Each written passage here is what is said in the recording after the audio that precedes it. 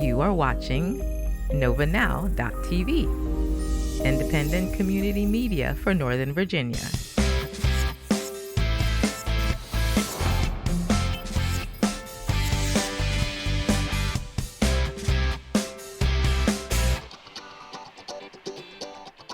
Hello, Northern Virginia. Welcome to another episode of NOVANOWN.TV. I'm your host and producer, Sam Otero, and today we are going to be discussing the recent move by FCPS to mandate COVID-19 vaccinations for their students who wish to participate in athletics this year. This week, Fairfax County Schools announced a new vaccination mandate requiring high school students to receive a coronavirus vaccine as a condition of playing sports this year. Shortly thereafter, Loudoun County followed suit.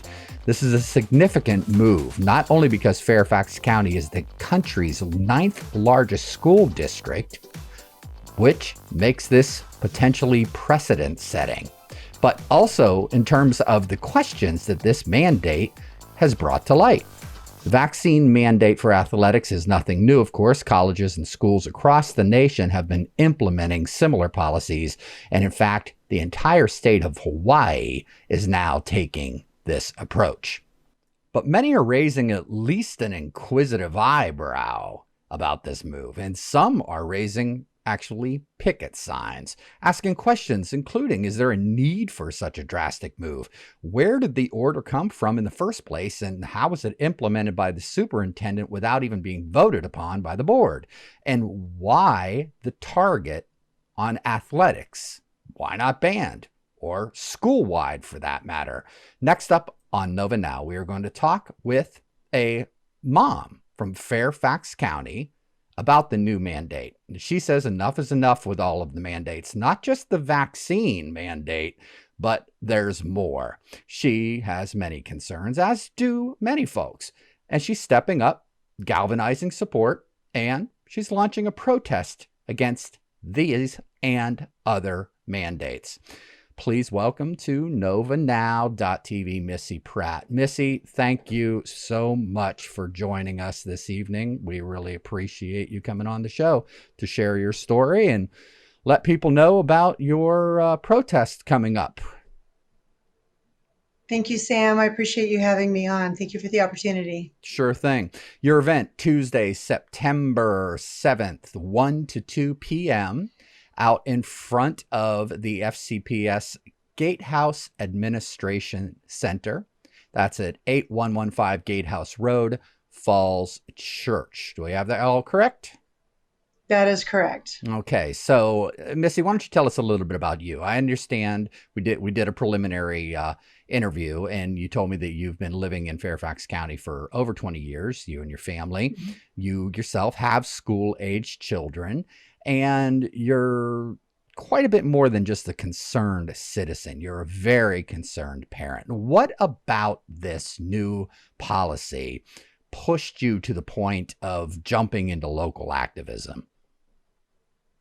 I would just say with all of the leadership that I've spoken with, between the head of athletics for Fairfax County Public Schools to my local school board representative, in every conversation, I said, we just need to take a step all the way back to these mandates are just completely unacceptable for our students. This is an injection that has that's been on the market for less than a year. There are many, according to the CDC website, many deaths already associated, almost 7,000 deaths already associated with the vaccine.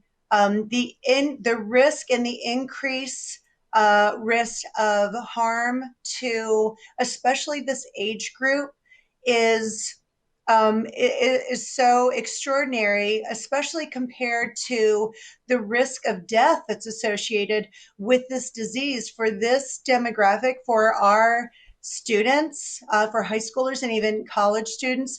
The risk of death is almost 0%, whereas the risk for death with the injection or the risk for harm to these students is so much higher. So the mandates in general, just the fact that they're being rolled out at all for any students is completely unacceptable. It's one thing for adults to have to deal with this, but for our children to face the pressure of this, and now our student athletes are being singled out, it's just completely unacceptable.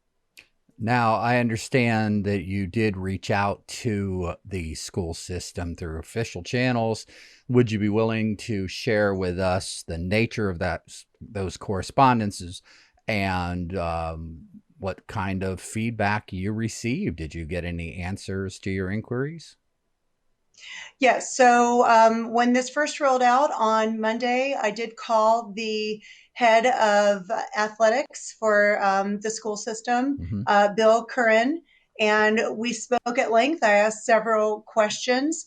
And, one, why the mandates at all? And the first answer to that was the fact that the athletic program is an extracurricular activity, which I'm just confused at that answer in general. So that's just telling me because they can, we're going to mandate an injection that's barely been Wait a minute. approved for student athletes. You were told that one of the reasons, let me get this straight in my head, that one of the reasons for their implementing the policy was because it was an extracurricular activity.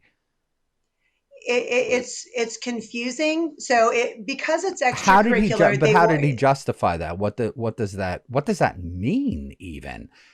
Of course, what is offered between my conversation with Bill Curran and my conversation yesterday with Karen Corbett Sanders, who is the Mount Vernon school board representative, right? And as well as I spoke with an interim athletic director at my child's high school. They all offered the same explanation of for the safety of our children. Yeah, but again, I keep backing us up to the logic of, is this really for the safety of our children? When again, you just have to go back to the facts that are available for everyone to see on the CDC website, the percentage, the risk for children to die of, to put it that drastically, to die from this disease versus the risk of harm that can be incurred from this injection that didn't even pass animal trials and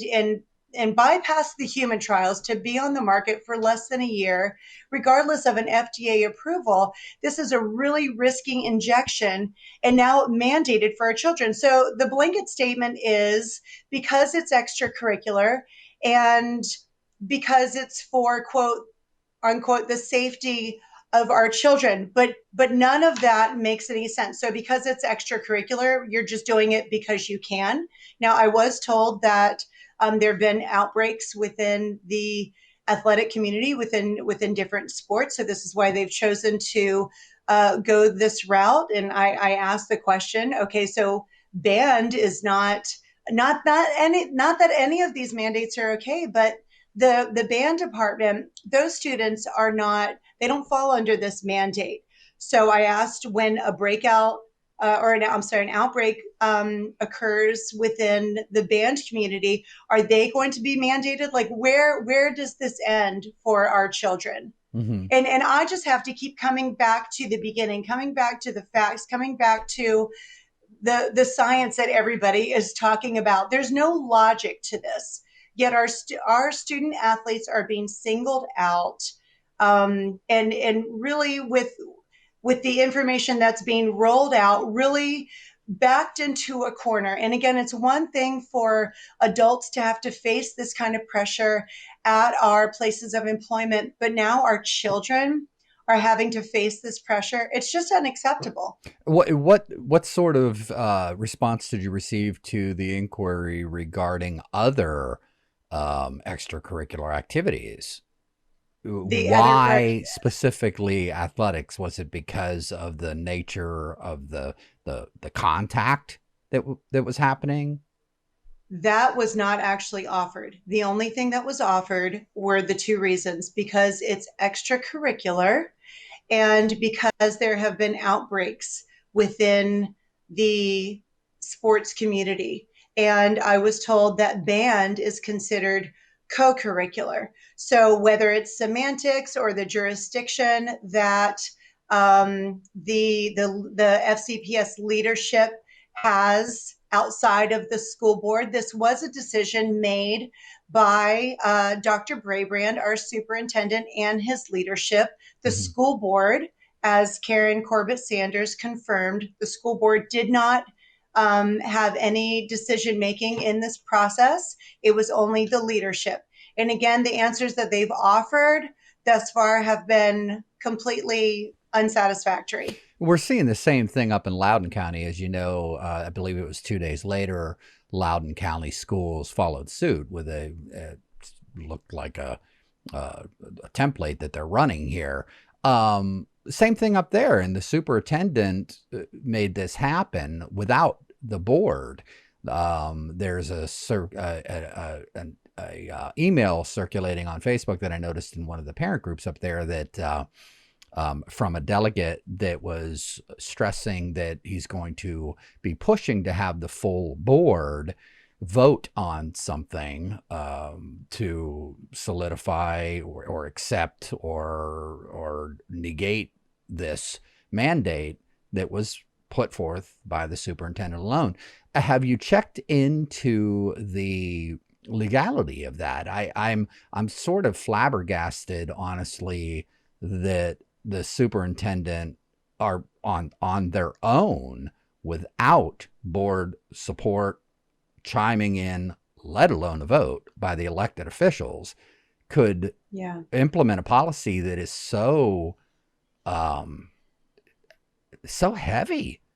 I mean, this has huge implications, and to be able to do this arbitrarily as a single person, why do we have is that within his power, from what you understand? Have you looked into the legalities of this? I've asked the question again of my school board representative, and I was told that it is within their right to make this decision. Again, I'm a mom. I'm a concerned mom. I am involved. My husband and I have both been involved in athletics, between coaching and just boosters and supporting our student athletes since they were little. But beyond that, I'm just a community member and a concerned mom. So I don't know all of the processes and what falls under what jurisdiction, but clearly this falls under, I guess, an executive authority as far as the superintendent is concerned, possibly because it's extracurricular. I really don't know the answer to that, but I was told Ms. Sanders that it is in his authority and the leadership's authority to make these decisions. I would imagine when it comes to the students at large, that would fall under the school board's jurisdiction. But again, I'm not totally sure about that. But the decision was made, as unacceptable as it was. Another answer that I was offered when I spoke out about this situation to all of the leadership that I've mentioned was the fact that we're not the only county that is implementing this, as if to say it's okay that we are rolling out a really bad policy because everyone's doing it. Mm-hmm. Well, it just takes a little bit of maturity to understand that a bad policy is a bad policy. It doesn't matter if everyone's doing it. And parents have got to say something. They've got to push back. They've got to contact their local representatives. They've got to call Bill Curran, who is the head athletic director for Fairfax County Public Schools.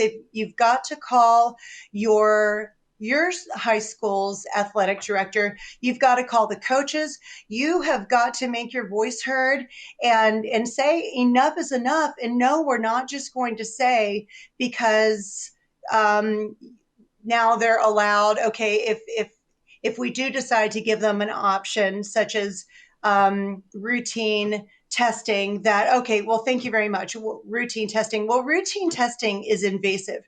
Routine testing is humiliating. Routine testing is not a resolution to this whole thing. We've got to go back to the beginning, back before all of this insanity started, and say that everything we do has got to follow logic and reason and actually be for the benefit of our students. And all of the policies that have been rolled out thus far have not been for the benefit of our students. Well, and I've got a list. if you look at the topic of testing, as some employers are saying, you can either not disclose the vaccine status or refuse to take the vaccine, of course, but then you're going to have to subject yourself to regular testing, and just logically, my mind went to, well, if the CDC itself is now stating openly that carrying the that the vaccine does not prevent carrying the virus, does in many studies that have been published and widely distributed across the government and media channels, that the viral load count is higher in many of these studies in those that have been fully vaccinated. It does not prevent the spread of the disease. And in fact, apparently, of course, I'm not a doctor. I'm just a guy like you trying to navigate all this madness, and figure out and read and disseminate and take in the information that is being provided. But I'm sitting here and I'm going to myself, well, are we really not talking about a therapeutic then at this point? If it's lowering the symptoms, and thank goodness, apparently it does seem to be working, from keeping people out of the hospital and getting deathly ill, according to the news reports and what they're saying. But it's not stopping the spread of the disease, and it's not stopping people from catching the disease. If that be the case, then should not everyone be regularly tested? Why would the unvaccinated be singled out as having to subject themselves to regular testing? Right? That's a logical, just a logical absolutely. question. And I've not been able to find a reasonable answer to that. Right. And those are exactly the points. Where's the logic? Where is the reason? Where is when studies have shown that even people that have been infected with COVID, that have been diagnosed with COVID, studies show that there is a broad spectrum immunity to the disease, whereas those that have been injected with the COVID shot have an immunity to the spike protein alone. And it doesn't require any kind of medical knowledge beyond just reading some of the data.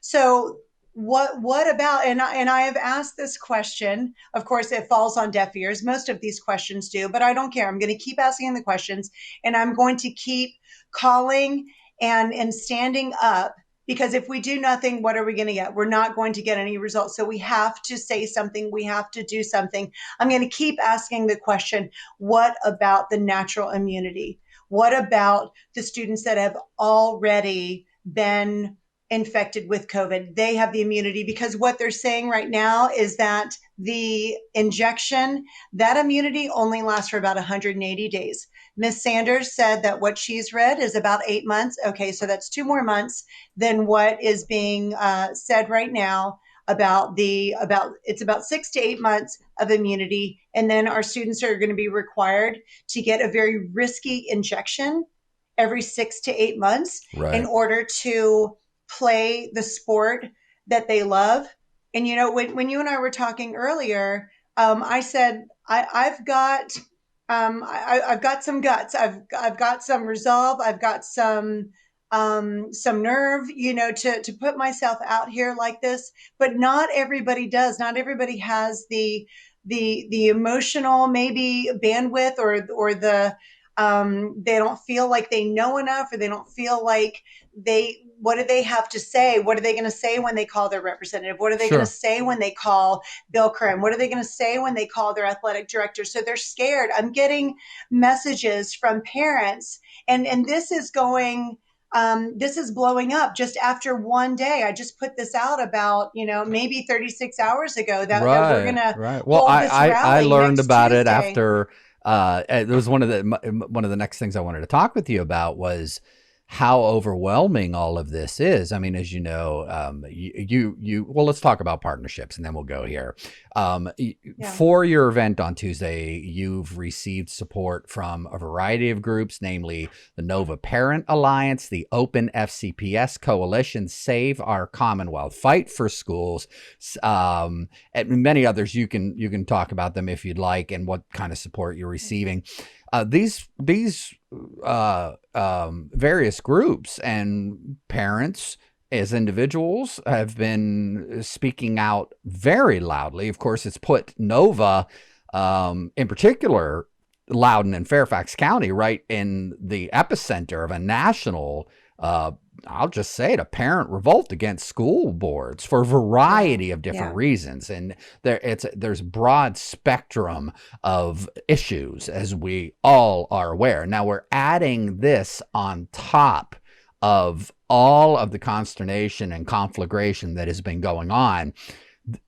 As a mom, this has to be incredibly overwhelming.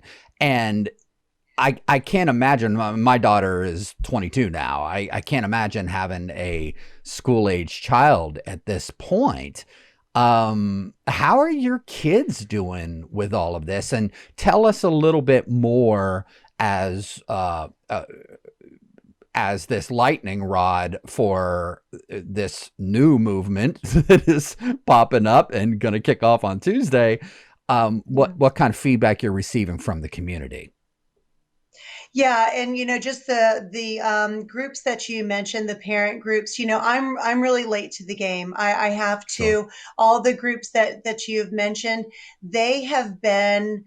They coalesced. They have been in action, many of them since early last year, rallying and gathering groups on social media and holding, physical rallies, to just make their voices heard and to say you are not representing, between the school board and the county, the school leadership, saying you are not representing the wishes of the parents.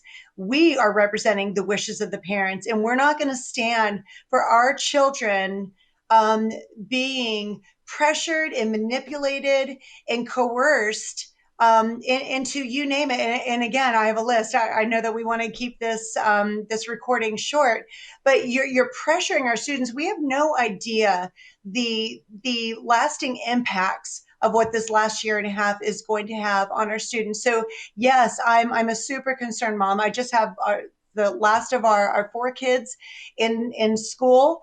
And so I've just got one in school now. Mm-hmm. I can't imagine what it's like for parents of younger children having to, really endure more years of this. We're on our way out. But it's really intense. And again, I'm processing this from an adult's perspective. Sure. I don't know what it's like from my child's perspective. What they want to just get along. They just want to do what they love. They want to be with their friends. They want to play their sport, and Right. they are being pressured left and right. And in this, I will not say, oh, okay, give us an exemption. We'll take that. I'm saying no. I'm saying no to everything. I'm saying no to this mandate for an injection of this risk and of this little known, again, been on the market for less than a year. I'm saying no to all of it. I'm saying no to the masks that are ineffective. These masks do not block the virus. And here's a really great question. How about all those private schools that last year, August of 2020, they were in session 5 days a week, unmasked, Sure. no social distancing, every activity under the sun. I know people, I have family members that are part of those school systems, and they manage the entire year just fine. Why does it work for those groups? You can look at other states that have this happening right now, but somehow, for some reason, Fairfax County is an exception. Loudoun County is an exception. Is there something different about our students? Is there something different about the air and water here in Fairfax County in Northern Virginia that makes it so different? Why does it work in some areas and it doesn't work here? There's no logic. There's no reason. It's unacceptable. All of it. And again, I didn't want to get into a full-blown discussion or debate regarding the efficacy of the vaccines, regarding the safety of the vaccines. That I believe needs to be the topic of multiple shows in the future. And in fact, I'll put this out to our viewers right now. We live in the greatest, freest country in the world, and our rights as citizens that we have to be able to speak up, to have an obligation to speak up, and to navigate within the structure of our society to petition our government for a redress of grievances, to gather our fellow citizens when we feel we need support, to address our governmental bodies, to protest. The reason why I founded Nova Now was because of the concern that I have as I would consider myself more of a libertarian, slightly leaning individual. But, bottom line is freedom-loving American that cherishes our freedoms guaranteed us under the Constitution and the Bill of Rights. And the cancel culture that we've seen rise up, the censoring, the lack of discourse about these most pressing issues is very, very disconcerting. And that's what prompted me to actually start this network. So, regardless of what you believe and what I believe, we should be able to find common ground, have an intelligent, reasonable, fact-based conversation, and if we disagree, we should be able to agree to disagree and find solutions that are going to be for the benefit of everyone, in particular our children, right? So I challenge anybody, again, listening here, to come on the show. If you disagree with Missy, if you want to go out to the protest on Tuesday and listen to the speakers that are lined up, and you want to come back and we could possibly have a debate. Let's dig in and have a discussion and put this out there way beyond just the sound bites and the 6 o'clock news. Let's dig deep into this, people. That's what Nova Now is all about. So, Missy, I appreciate the courage that you're showing, stepping forth, because, it takes a lot of guts to do this. But, we live in an area and in a time and an age where, it can just simply speaking up on the things that matter to you can end up affecting your ability to make a living. And that's really scary that we've come to that point in the greatest free country of the world, in the history of the world. I commend you for standing up and speaking out about all of this. I really do. Yeah, thank you. And, it's my pleasure. It's been a whole week of, do I do something? My very first thought when this rolled out is we need to, have a protest, have a rally. We need to be very visible with this.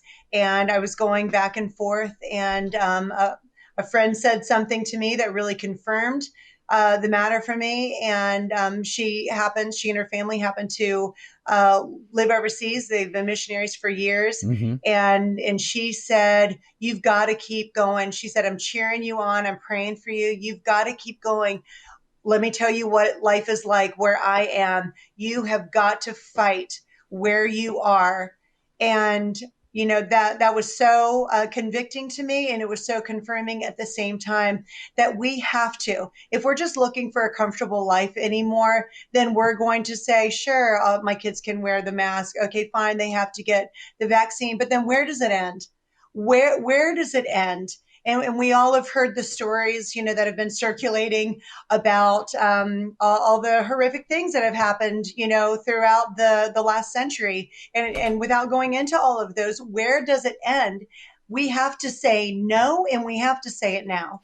If anybody has been following the news and what's been happening down in Australia, and again, we're kind of going down this rabbit hole here, which I wanted to save for another conversation, but this is good stuff, and there's a good vibe here, so I don't mind chatting with you about it. But if you've been focusing at all, which is difficult to do because there's not a lot in the mainstream news about this. But did you hear what is going on with our friends in Australia?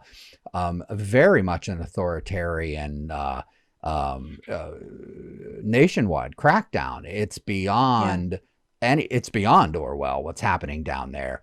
They recently announced that in southern Australia, they are mandating the citizens, and I'm speaking flippantly here. I've read a few articles on this, and I have seen some news reports on this, so I don't know the exact details. But in general, they are have a system in place now for public safety purposes. Of course, the lockdowns and the mandates and the loss of freedoms, including travel and commerce, have been extraordinary. Now it's reached a point. You say, well, are we on this slippery slope? What's next? And, I don't myself, I'm not real warm and fuzzy about this.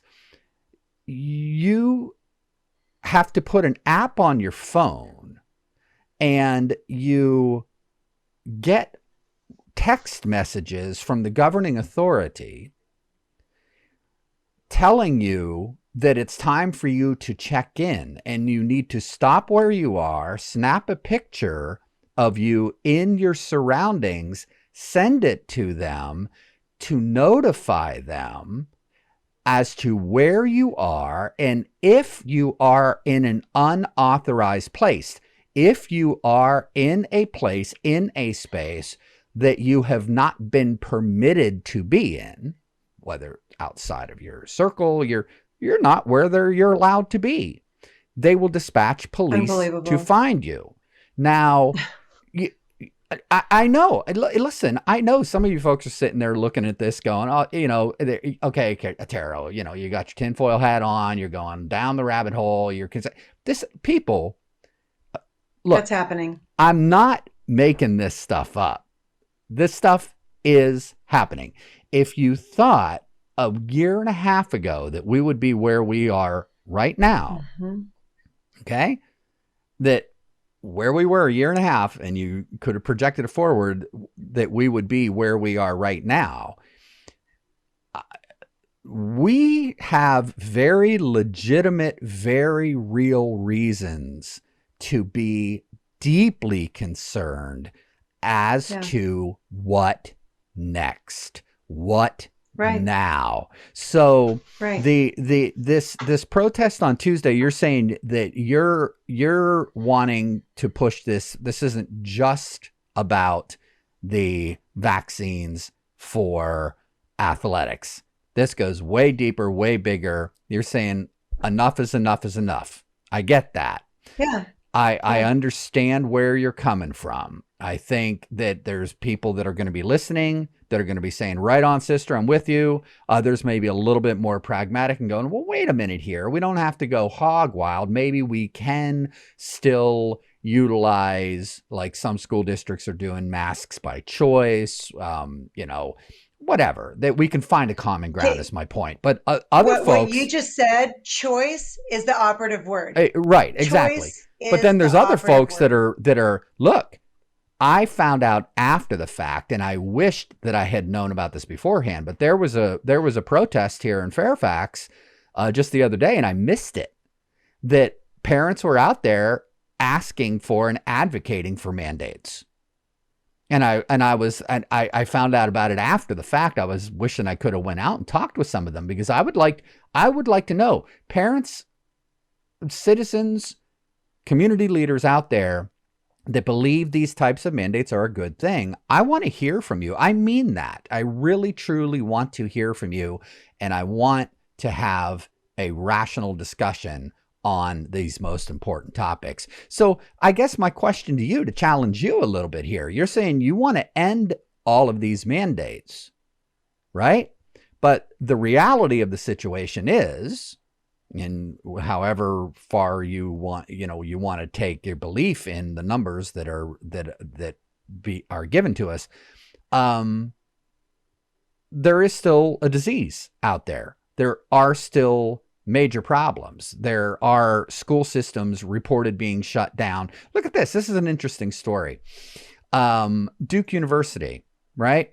Like many colleges and universities and institutions, they mandated their employees and students to take the vaccine or face being fired, losing their job, or being de-enrolled. Well, interesting. Not a couple weeks after school starts, within the first week of classes, 304 undergrads, 45 graduate students, and 15 employees tested positive for COVID-19. Now check this. All but 8. 304 undergraduates, 45 graduates, and 15. That's 304, 49, 59, 60, 364. All but 8 of these individuals were vaccinated. Now, right. The good news is the vaccine is working, that they were all, most of them, it says, was asymptomatic. And only a small number ended up having minor cold and flu-like symptoms, so that's good. And none have been hospitalized, according to the university. But now, because of the vast majority of 360 plus people testing positive, and only 8, all but 8 were vaccinated. 8 out of that were not were unvaccinated. So how is it that we're having a pandemic of the unvaccinated, that they're saying, when we're seeing story after story after story after story like this? So now, even if you're vaccinated, we have to have all these mandates. I'm baffled by the move to label anybody who just stops and reads stories like this and goes, that's rather curious. Maybe I'm going to wait on taking this thing. I'm a little confused as to what's going on here. The stories aren't lining up. How is it that if you think that way, you're the crazy one? It is what we're experiencing here. I guess it's a global pandemic of groupthink is what it's really come down to. And really, we're kind of all being funneled into this groupthink, right? Because your job is at stake. Sure. Your education is potentially at stake. Sure. Your desire for athletics is at stake. How much is at stake? So it's just this onslaught of mandates, of demands that you do what you're being told to do, because you have all of this at risk. that affects people psychologically. I mean, you just Sure it have to does. kind of turn off what is logical, what is reasonable, and say, I guess I have to. It's very threatening. It's very confusing. And again, we're processing this as adults. How is this being processed from our children's Well, I perspective? asked you that question earlier. How are your kids holding up with this? Well, and again, we've just got the one in high school, and without revealing too much, Sure, sure. he wants to he just wants to be with his friends, and he wants to do what he loves. He wants to play his sport, and and he doesn't want to make waves. He doesn't want to get in trouble. He wants to live his life. He doesn't want to deal with it, honestly. And can you blame them? Kids should not have to deal with this stuff. And I'll just keep referencing those private schools, and all of the. If I had to do it all over again, I have a whole list of things that I would be doing all over again if I knew that this is what I was going to be faced with, or my children were going to be faced with. And what I used to feel like was such an incredible, solid school system. I was so proud and so pleased to be a part of. In this last year and a half, at least, has just presented so many grave concerns. And so, and again, what they're being faced with is just, it's too much. It's too much. And I think they are adaptable. I think they are very malleable, which is really great and really bad at the same time. They're so malleable and they're so influenced. And these are all the pressures that they have to deal with. And so what do we expect is going to happen with them? And They're going to figure it out. what do you say to those, whether they're in the halls of power and making decisions, or just other concerned moms that are out there saying, "Yeah, but you know what? We need these policies in place for the safety of our kids." If you're saying get rid of them all, then what is to be done to protect the children? So, in some of those conversations with the FCPS leadership, Mm-hmm. I am in the conversation reminded that vaccines are mandatory for children. And I wish I had made this And point they at the have been beginning for a of very long time. Yep. they have been for a very long time. There are two exemptions available in the state of Virginia. Every state is different. For the state of Virginia, there's a medical exemption and there is a religious exemption. The religious exemption is a simple form and it requires notarization. The medical, I would imagine, we've never taken a medical exemption, but that I would imagine requires a more in-depth process. But we do have those options for vaccines in general. So I have been reminded that the COVID injection, I really refuse to call it a vaccine, but the COVID injection really kind of falls within that. But again, I just have to keep going back to the beginning because it's easy to kind of, in these conversation, you're like, oh, okay, because we're just trying to figure it out as parents too. Well, We're of trying course. to just make waves. This takes a lot of emotional energy. And I want to, give another shout out to all of those parent groups that you've already mentioned. They've been doing this for a year and a half, maybe 6 months, 8 months. I am late to the party here. This takes so much energy, It emotional, does. mental, physical energy. And, kudos to them that have stayed in this fight. Nobody wants to do this. Nobody wants to do this. But we have to keep saying, hold on here. This is illogical. This is unreasonable. This is a violation of our freedoms. You know what we have to do? We have to dig into our Bill of Rights. We have to dig into the Constitution. We have to dig into our Virginia laws. We have to understand who we are as citizens and understand that the citizen in this constitutional republic is supposed to be the most powerful member of society. That is how our government was designed. The balance of powers was designed. It is not a democratic republic, although it's really considered that. It's a constitutional republic, but the citizen is supposed to have the greatest influence. And we've just kind of forgotten this. We've forgotten who we are, and maybe because of cancel culture, maybe because we're too comfortable. I don't know. I just know that at some point something switched in me, and I've had enough. I'm done. We've got to advocate for our children. We've got to be a voice for the parents that, like, I'm getting messages and emails from that can't do it, and they're so afraid, and their kids are so worried, and they're so happy. They can't what? Take the vaccine? They can't do Well, no, what? I'm sorry. They can't protest? That can't.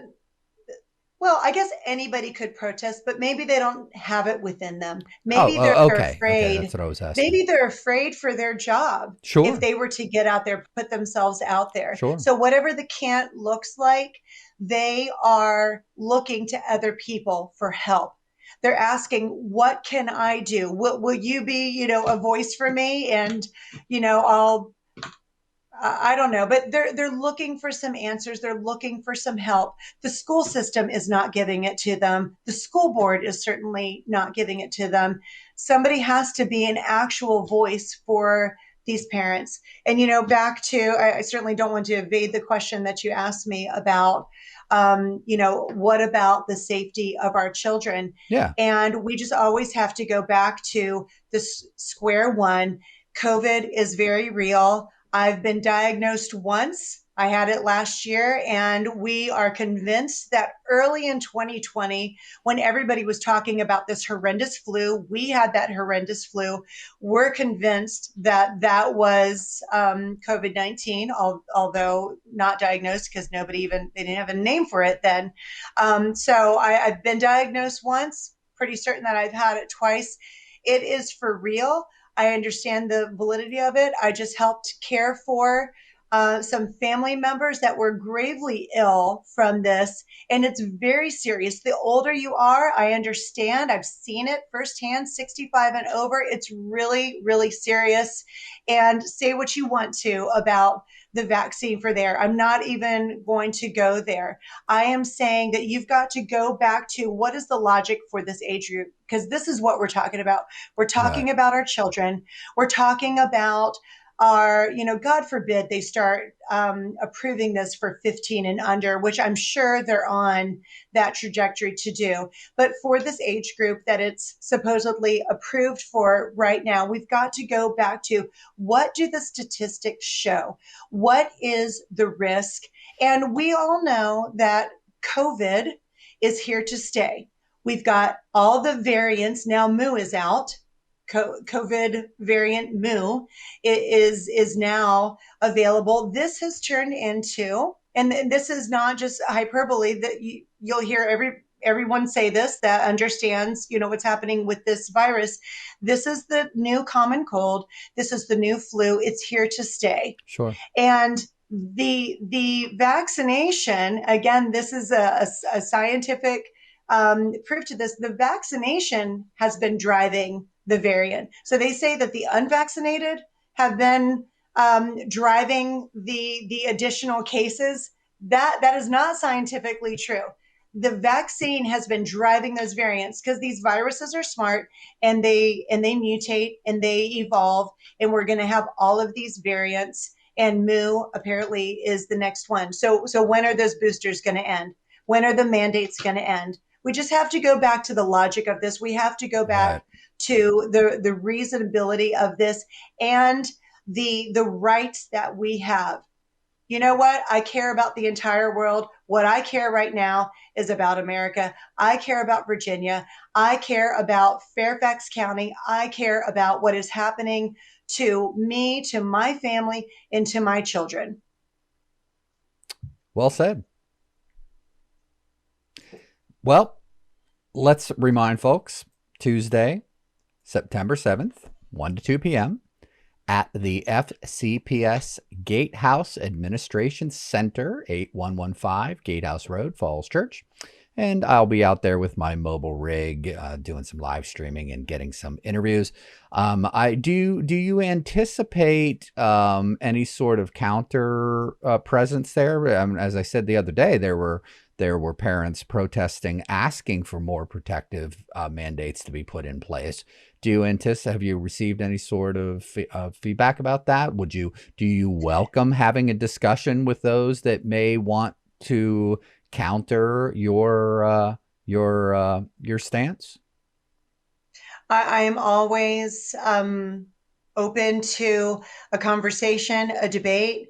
The beauty again of the nation that we live in is that so many of our Constitution was founded on what was it? I forget. You were a school teacher. You would remember how many months of deliberation and debate over what was going to go into our Constitution. So debate is essential to our constitutional republic. It's essential to us as mature, active citizens. So I welcome conversation. I welcome the exchange of ideas. And sure, if you want to come out, we certainly don't welcome any kind of hecklers. We're going to be there for an hour. It's very focused. It's very intentional. I understand you We're have some getting speakers right to the lined up point. as well. You have some speakers. We I do didn't mean to have cut you some. off there. We You do. have some speakers No, lined that's up. okay. That's okay. We do have some speakers lined up. I'll just say when you come out, wear green. Green means back to school, and apparently this has been a tradition for some of these parent advocate groups. We're kind of calling them freedom groups, and so wear green. Bring signs. Your students are welcome to come, and we would love to have them. We're going to have about 15 to 20 minutes of speakers lined up, and then we're going to save the end for anybody that wants to share just a little bit. It's going to be pretty simple. Just meet us out there. We're going to be on the side of Gatehouse Rd for just a little bit, and then we're going to be in front of the Gatehouse Administration building, making ourselves known.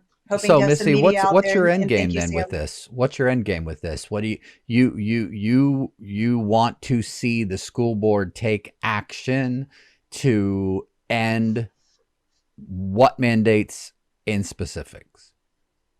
So I guess the mask mandate, I mean, I what are guess, you falls under the asking? school What are you board. asking here? I am asking to back off these mandates altogether. No injection, no COVID injection mandates at all. That Okay. also means do not make the caveat for students that do not show proof of vaccination, routine testing.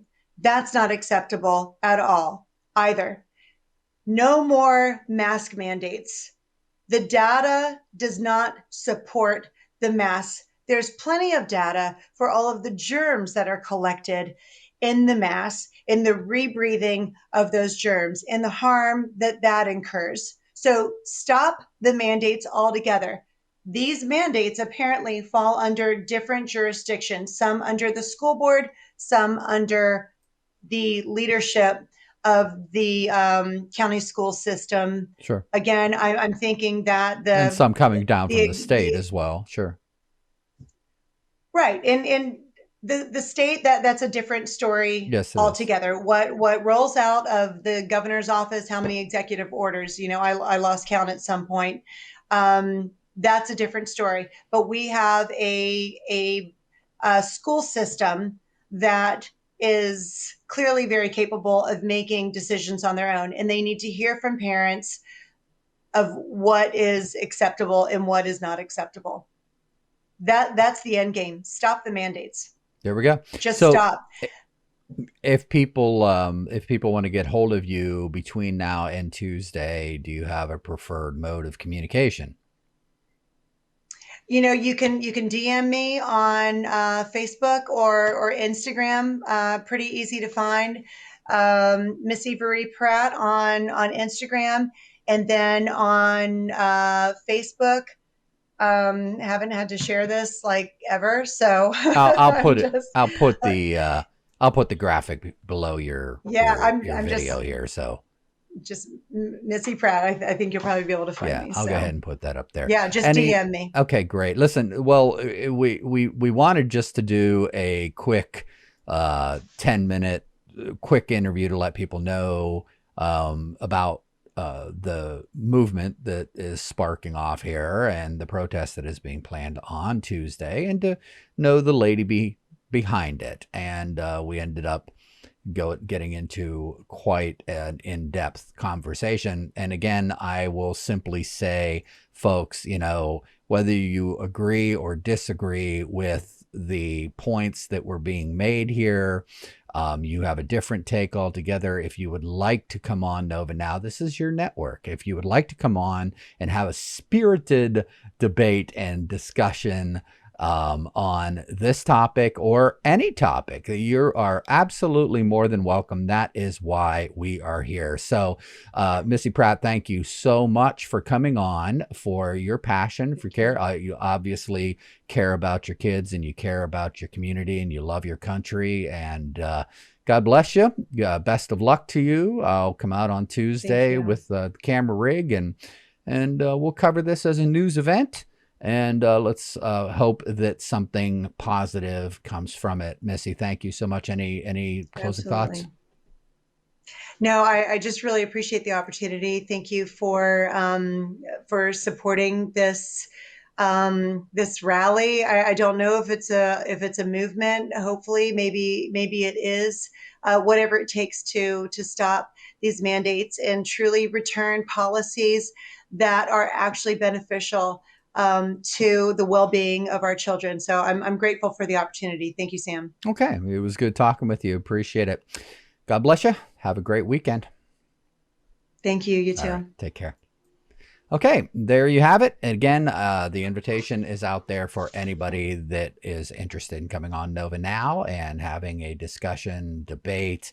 You want to share your story, that's what we're here for. So I want to thank you so much for tuning in today, and for listening to our guest, and for giving us this time out of your day, this precious time. We do appreciate it. And we want to remind everybody, you can visit us online at our new website at NOVANOWN.TV. That is a subscription-based site. You can gain access to exclusive video content.